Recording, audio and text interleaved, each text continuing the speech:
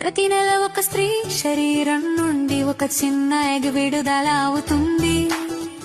ఒక పురుషుడు స్త్రీ శారీరకంగా దగ్గరైనప్పుడు పురుషుడి శరీరం నుండి మిలియన్ల కొద్ది స్పెర్మ్ విడుదలవుతాయి.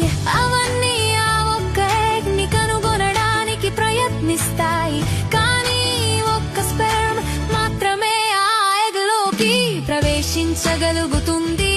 ఆ స్పెర్మ్ లోపలికి ప్రవేశించిన వెంటనే మరే ఇతర స్పెర్మ్ లోపలికి రాకుండా ఉండేందుకు ఎగ్ వెంటనే తన చుట్టూ తానే మూసుకుపోతుంది.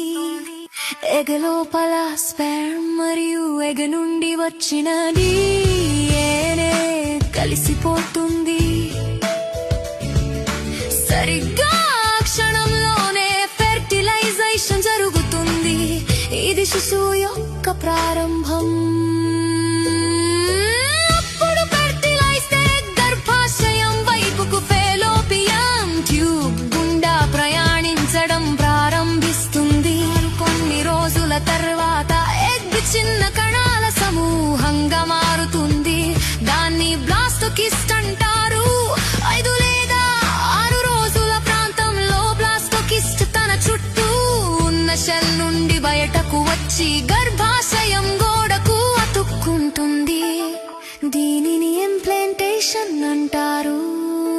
అప్పుడే శిశువు యొక్క అసలైన పెరుగుదల ప్రారంభమవుతుంది.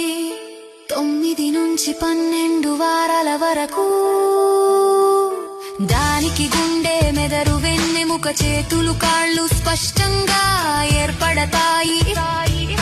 లోపలి అవయవాలు పనిచేయడం మొదలు పెడతాయి.